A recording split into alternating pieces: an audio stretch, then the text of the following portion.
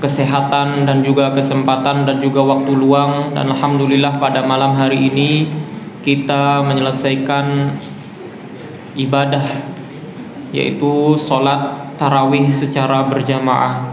Dan insyaallah pada malam hari ini kita akan melanjutkan kembali pembahasan kitab Al-Usul Ats-Tsalatsah yang dikarang oleh Syekh Muhammad bin Abdul Wahhab.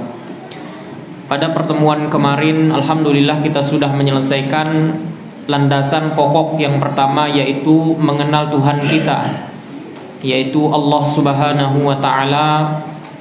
Dan alhamdulillah kita sudah selesai membahas landasan pokok yang pertama.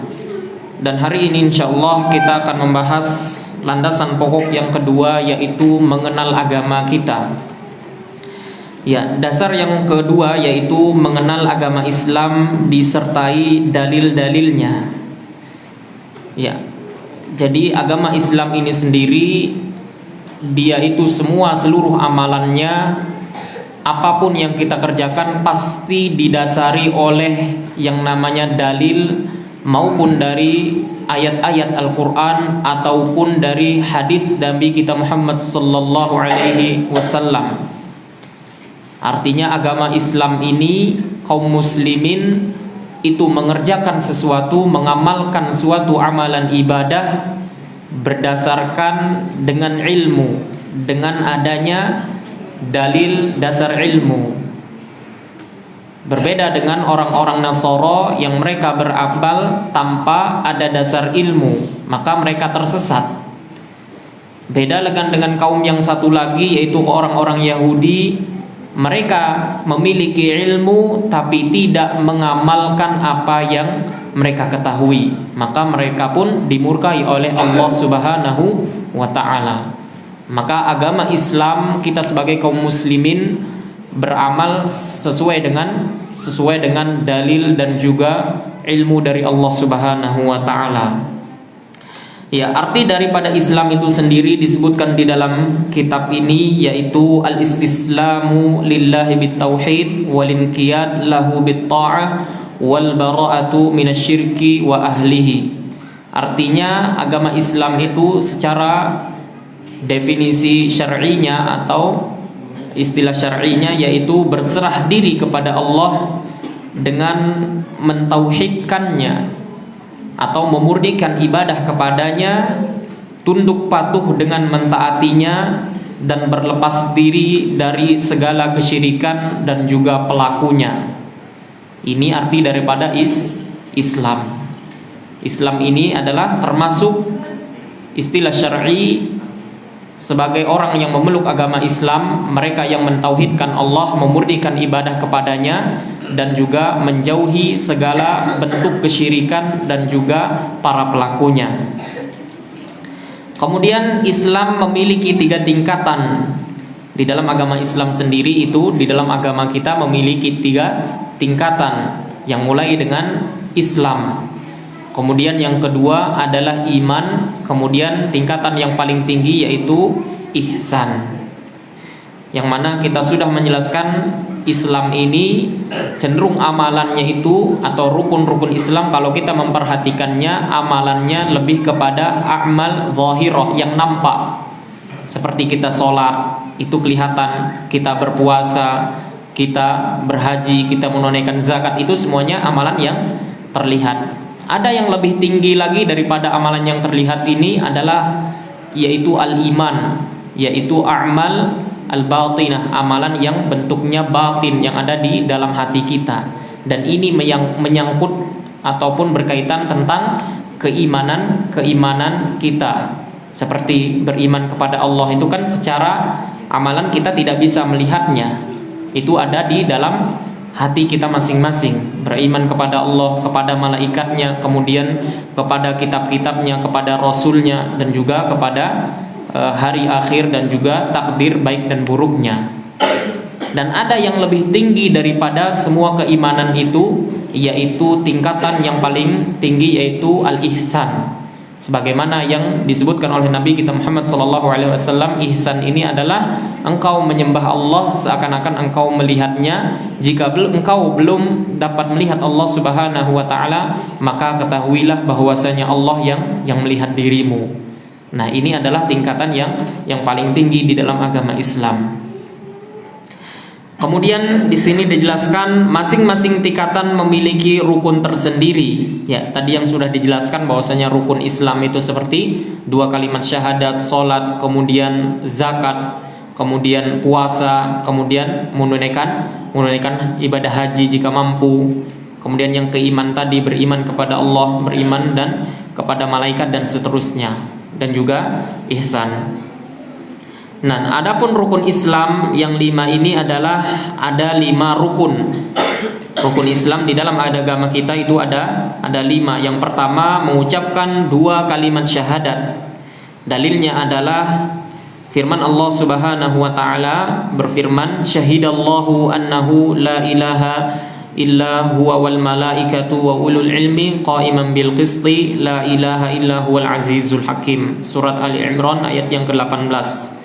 Yang artinya Allah menyatakan bahwasanya tiada Tuhan yang berhak disembah melainkan dirinya, yang menegakkan keadilan. Para malaikat dan juga orang-orang yang berilmu juga menyatakan hal demikian, bersaksi bahwasanya Allah itu yang berhak untuk diibadahi. Tidak ada Tuhan yang berhak untuk disembah melainkan Allah Subhanahu wa Ta'ala. Dialah zat yang maha perkasa dan juga maha bijaksana. Dan ketahuilah bahwasanya makna daripada kalimat la ilaha illallah ini adalah maknanya la ma'buda bihaqqin illallah. Ya, tiada sesembahan yang berhak untuk disembah melainkan Allah Subhanahu wa Ta'ala. Dan makna lafaz la ilaha ini menandakan penafian. Penafian itu meniadakan sesembahan selain Allah. La ilaha, tiada sesembahan. Artinya selain Allah itu tidak boleh disembah, tidak dianggap Tuhan. Ya, ini artinya menafikan seluruh yang disembah selain Allah Subhanahu wa Ta'ala.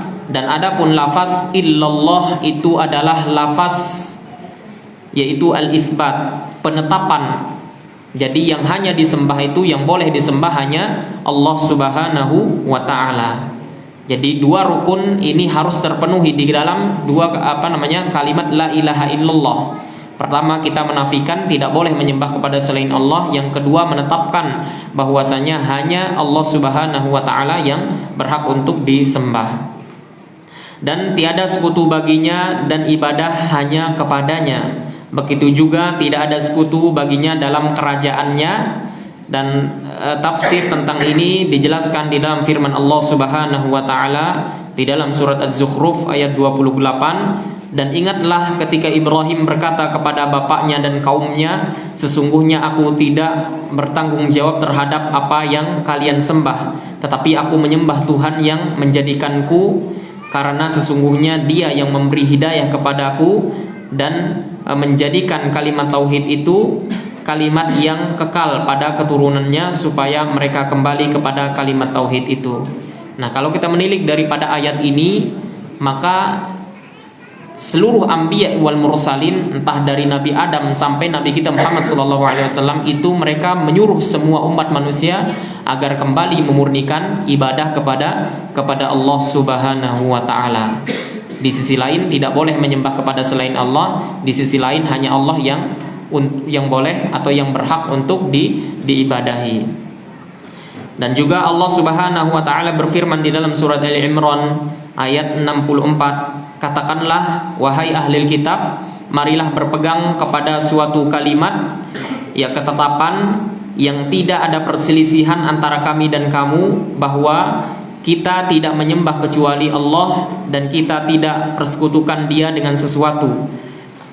Dan tidak pula sebagian kita menjadikan sebagian yang lain sebagai Tuhan selain Allah. Jika mereka berpaling, maka katakanlah kepada mereka, saksikanlah bahwa kami adalah orang-orang yang berserah diri kepada Allah Subhanahu wa Ta'ala. Nah, di dalam ayat ini Allah menerangkan bahwasanya ya orang-orang ahlul kitab dari kalangan orang-orang Yahudi dan Nasara, ya mereka itu menyembah satu dengan yang lainnya. Maka di dalam agama Islam itu tidak boleh makhluk menyembah sesama makhluk.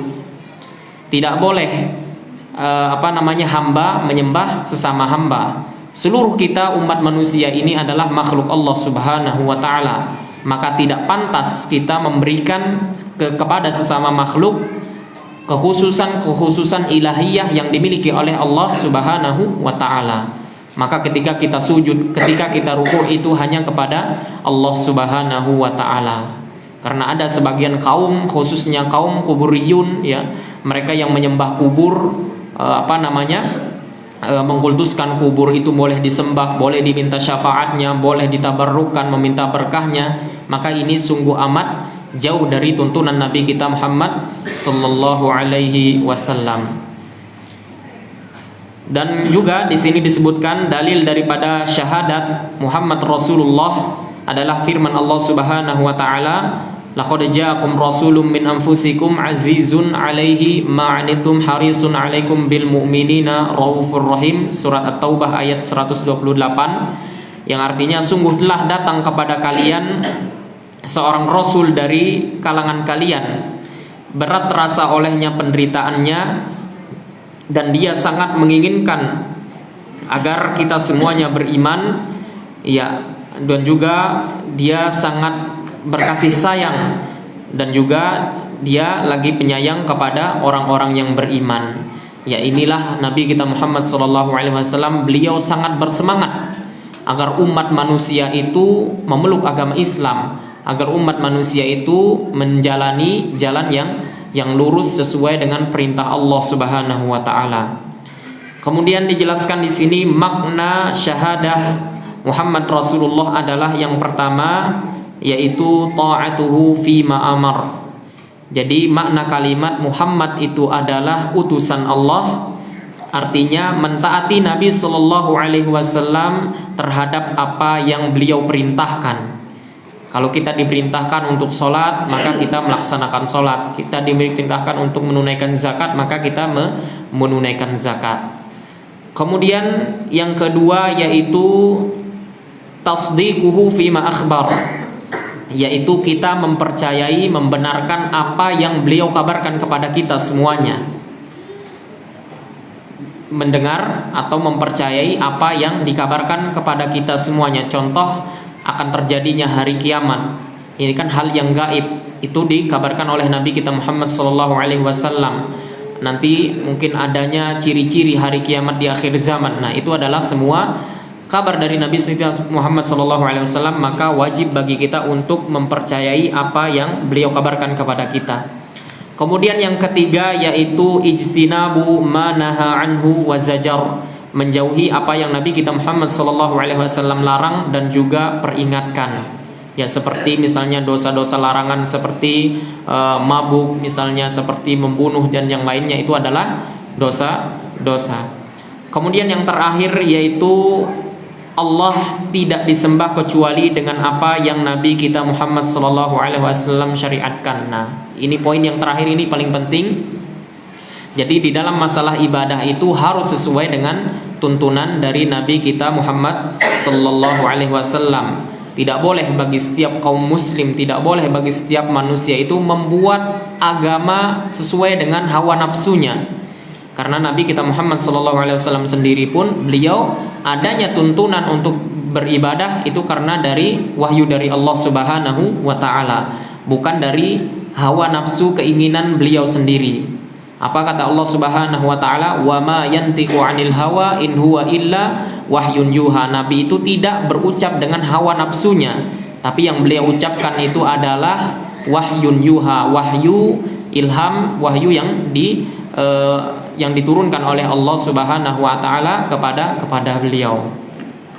Nah, artinya kalau ada orang yang membuat perkara-perkara baru khususnya di dalam ibadah, artinya dia telah menyelisihi sunnah atau menyelisihi wahyu dari Nabi kita Muhammad sallallahu alaihi wasallam. Kemudian disebutkan dalil daripada salat, zakat, ya, dan tafsir tauhid adalah firman Allah Subhanahu wa taala, "Wa ma umiru illa liya'budullaha mukhlishina lahuddin hunafa wa yuqimus shalah wa yutuz zakah wa dzalika dinul qayyimah."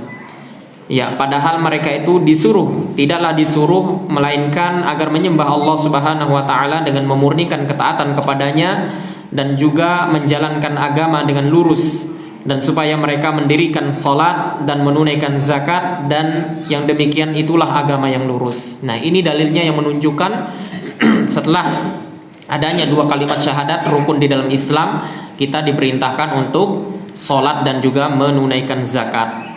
Dan juga Allah Subhanahu wa taala dalil daripada kita berpuasa, yaitu firman Allah Subhanahu wa taala di dalam surat Al-Baqarah ayat 183 yang sering kita dengar, ya, wahai orang-orang yang beriman, telah diwajibkan kepada kalian untuk berpuasa sebagaimana orang sebelum kalian agar kalian bertakwa.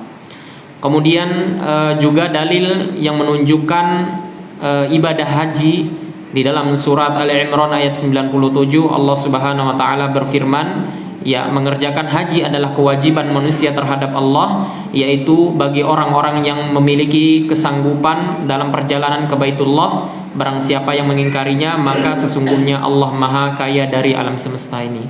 Nah, ini adalah dalil yang menunjukkan bahwasanya kita diwajibkan oleh Allah Subhanahu wa taala untuk berhaji. Tapi dengan syarat harus kita memiliki kemampuan apa saja dari sisi finansial kita, ekonomi atau harta kita. Dan di sisi lain kita memiliki kesehatan yang cukup. Kalau kita orang miskin, maka kita tidak wajib sejatinya untuk berhaji, atau kita tidak memiliki harta yang cukup untuk berangkat haji, maka tidak mengapa. Tapi kalau kita memiliki kesanggupan, maka sebisa mungkin kita menunaikan ibadah haji. Kemudian tingkatan yang kedua itu sudah selesai tadi, tingkatan keimanan itu tadi yang 5 rukun-rukunnya sudah. Kemudian tingkatan yang kedua yaitu iman. Iman itu memiliki 60 cabang lebih. Yang paling tinggi adalah ucapan kalimat la ilaha illallah, dan yang paling rendah adalah menyingkirkan gangguan dari jalan, dan malu adalah cabang dari keimanan tersebut. Dan rukun iman adalah engkau beriman kepada Allah, malaikat-malaikatnya dan kitab-kitabnya, rasul-rasulnya dan hari akhir, dan engkau juga beriman kepada takdir baik dan buruknya. Demikian Allah Subhanahu wa taala menyebutkan dalil daripada rukun iman tersebut di dalam surat Al-Baqarah ayat 177.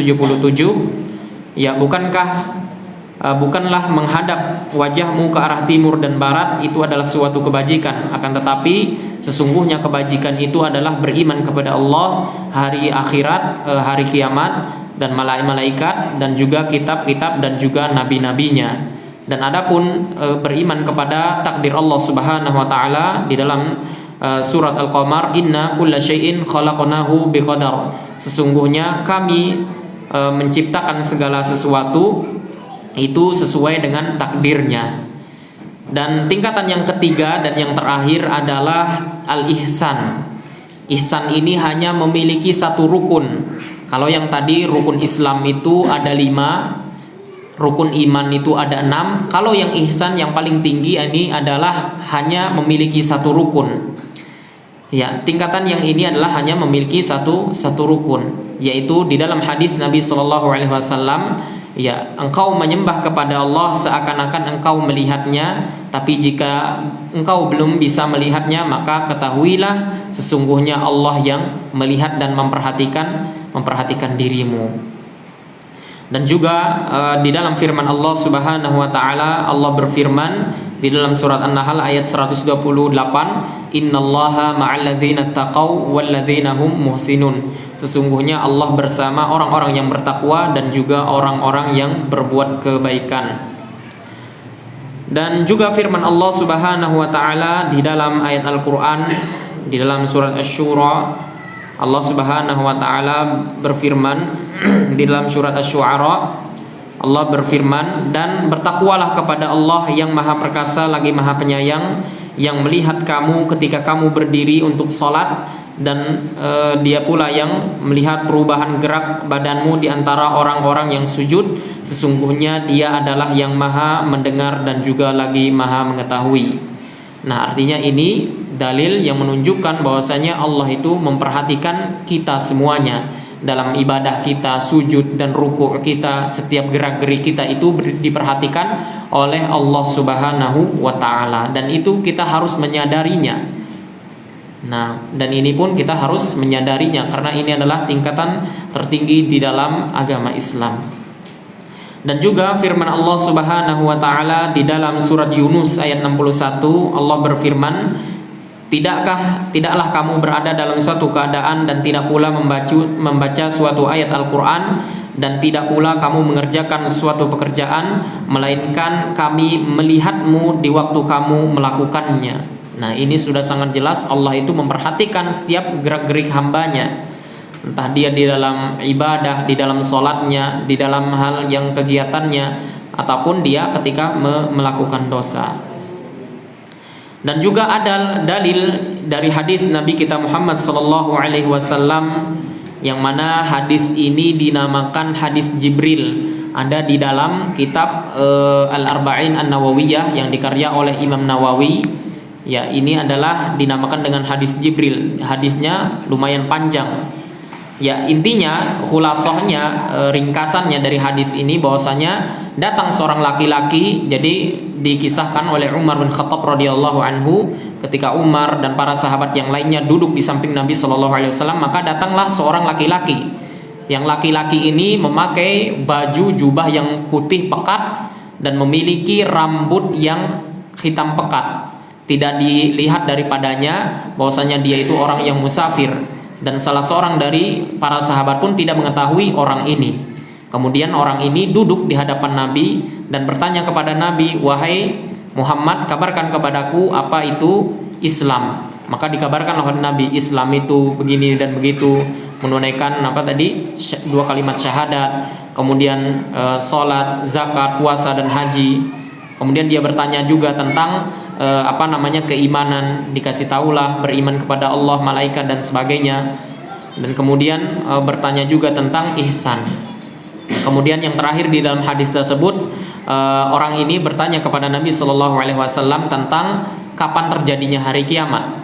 Maka Nabi pun menjawabnya, mal mas'ulu anha bi'alama minas sa'il. Orang yang ditanya itu tidak lebih tahu daripada orang yang bertanya. Artinya ini menunjukkan bahwasanya Nabi SAW sendiri pun tidak mengetahui kapan terjadinya hari kiamat. Jadi murni hari kiamat ini hanya ilmu Allah Subhanahu wa taala, hanya Allah yang mengetahuinya. Nah, maka di akhir penghujung hadis Jibril ini, kemudian seorang ini pergi. Kemudian Nabi pun mengabari kepada Umar, "Wahai Umar, apakah engkau tahu siapa laki-laki yang duduk di hadapanku tadi?" Maka Umar pun menjawab, "Aku tidak tahu, Allah dan Rasulnya yang mengetahuinya." Maka Nabi pun menjawabnya, "Sesungguhnya dia itu adalah Jibril, dia datang kepada kalian untuk mengajarkan agama kalian." Nah, ini ringkasan daripada hadis yang panjang tentang Nabi kita Muhammad sallallahu alaihi wasallam, atau tentang dijelaskannya tentang rukun-rukun keimanan atau tingkatan-tingkatan di dalam agama Islam, dari rukun-rukun Islam tadi, kemudian rukun keimanan, kemudian ihsan dan selanjutnya.